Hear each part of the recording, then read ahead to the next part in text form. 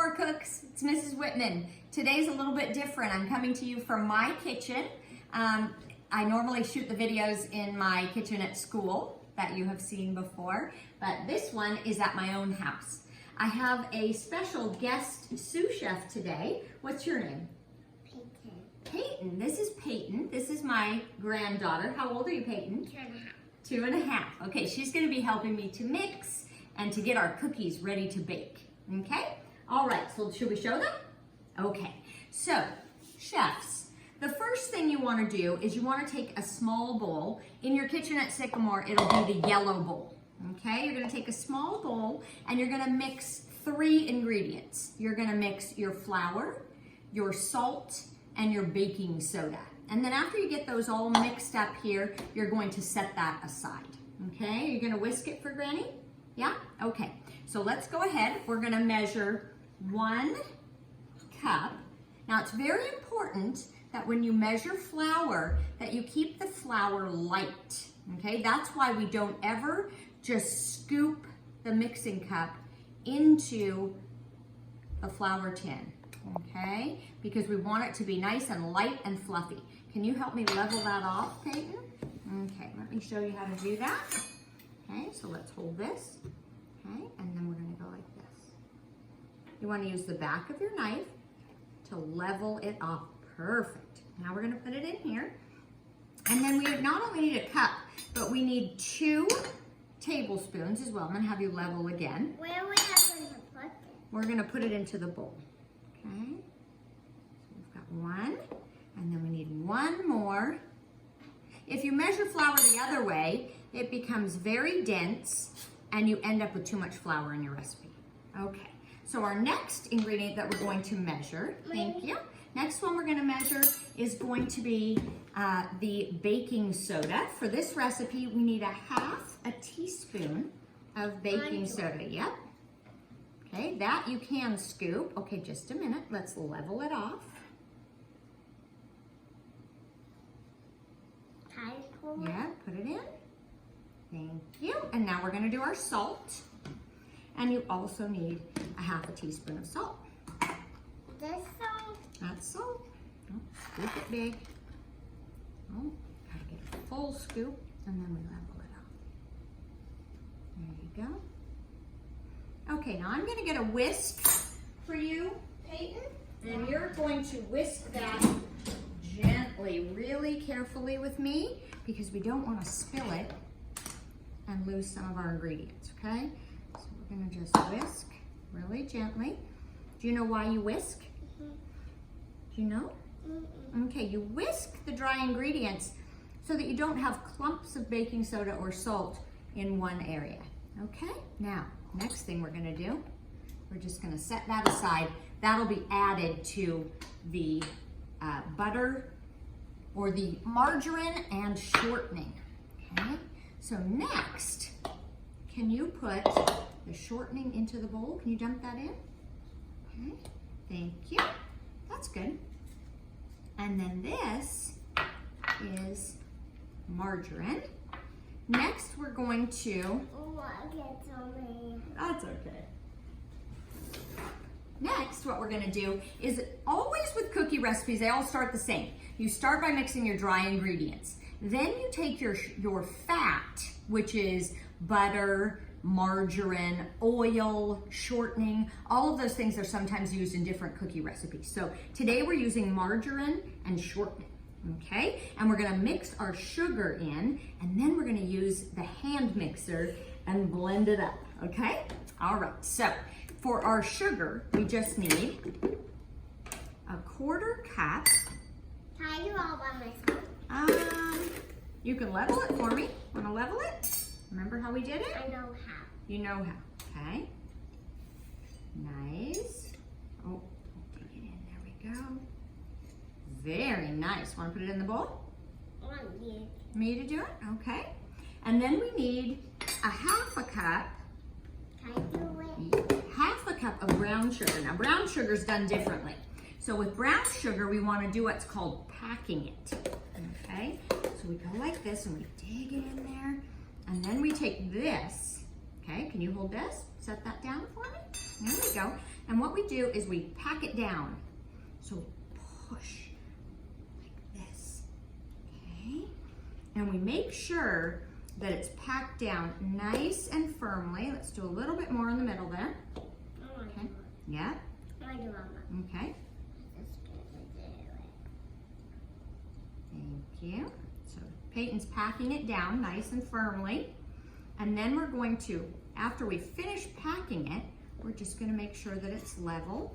And then if you've packed it right, it goes into the bowl and kind of oh, she smushed it, and kind of maintains the shape of like a sand castle, okay? So I like it like that because it's flatter, because I don't want it to be big. Okay, so you like it to be flatter? Yeah. Okay, great.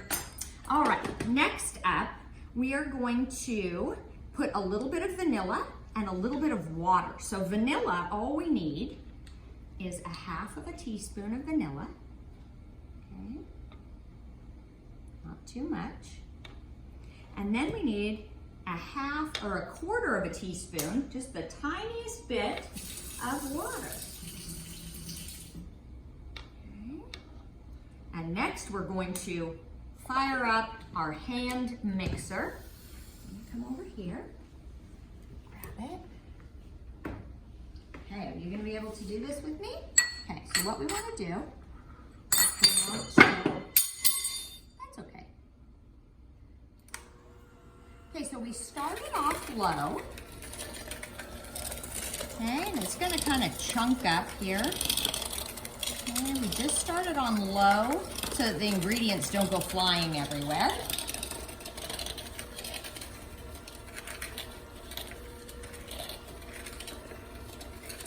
And then once it gets going, we turn it up a little bit because we want these to be kind of whipped and creamy.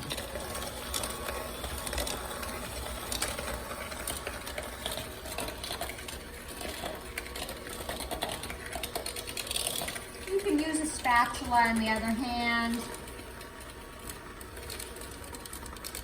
Kind of scrape down the sides a little bit. Normally you'd make about double this for a cookie recipe, but since we're just doing individual portions in our Sycamore kitchens, the recipe's kind of cut down.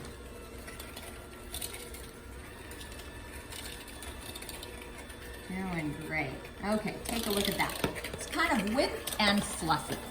Now, if you want to get most of the cookie dough out of the beaters, you can turn it up a little bit. There you go, and raise it. Okay, now we're gonna set this aside and we're gonna add our egg. Do you wanna crack the egg for me? Yeah.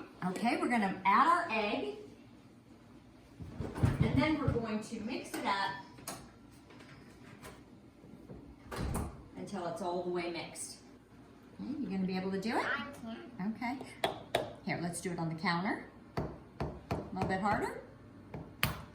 There you go. Did we do it? There you go.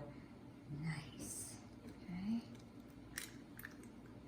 Okay, and now we're going to mix it a little bit more.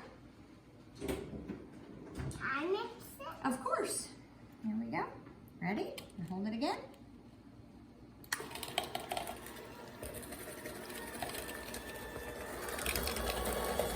You got it? Can you hold it? You need 2 hands? Yeah. Okay, use 2 hands. I like to make it out. You like me to help you? Okay. So once we get our egg all mixed in there, the next thing we're going to do is we're going to add a little bit of the flour mixture, just a little bit at a time.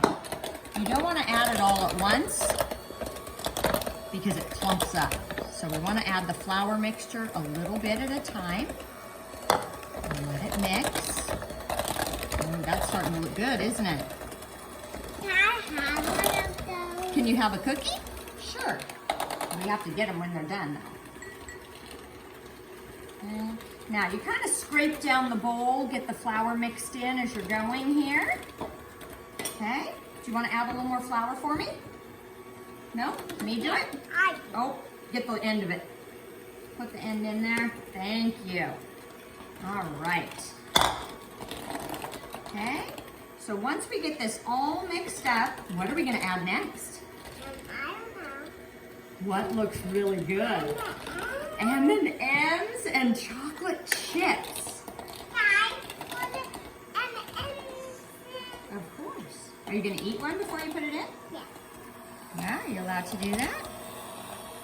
Another one. Okay, so once it's pretty mixed, okay, you're going to use your spatula and you're gonna get as much of the dough out as possible. Sometimes it gets stuck into the beaters a little bit. And then all of the little hand mixers have a different release button, okay? But we remember from electrical safety, we don't wanna put this whole thing in the washer. So what we wanna do is we wanna press the button here and release the beaters. Those are gonna go over to our steward. Okay, now I'm just gonna finish mixing it by hand because some of the flour gets stuck. And then, sure, and then Peyton is going to add our chocolate chips and M&Ms. Okay, but I think we might need to eat one and try one first, right? Okay. What color would you like to try? A brown one? Okay, you wanna dump those in? Okay, so we've already pre-measured our chocolate chips and our M&Ms, and now we're going to mix them up. Do you want to do some mixing? Okay, you go ahead and do some mixing. How are the M&Ms? Good. Good, okay. Nice.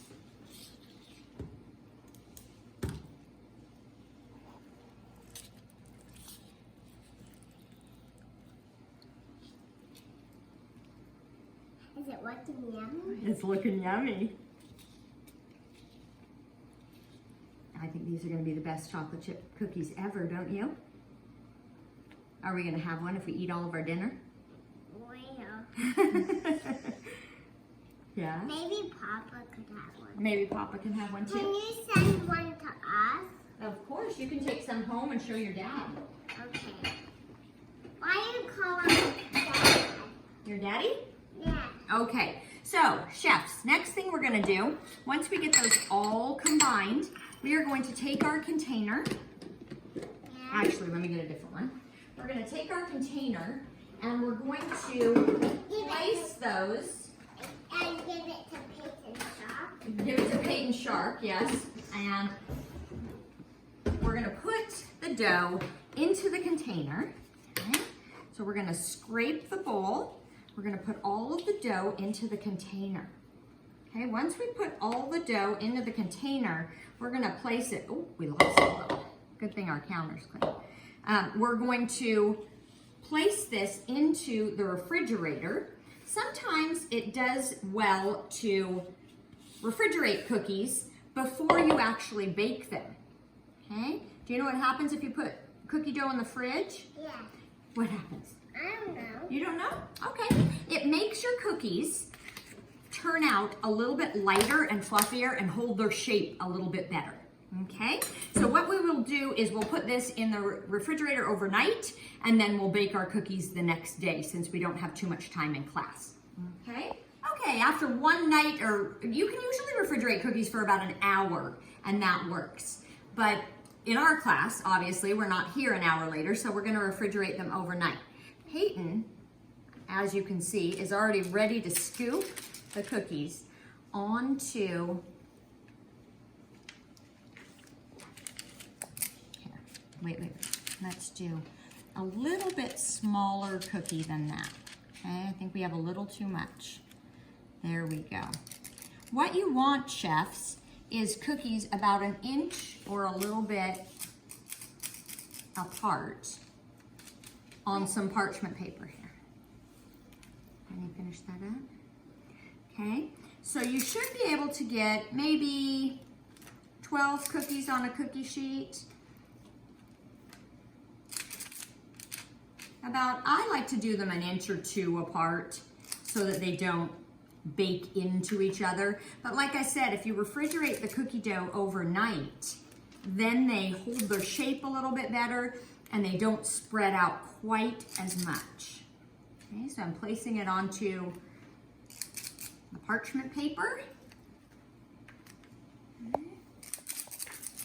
Oh, a little bit bigger.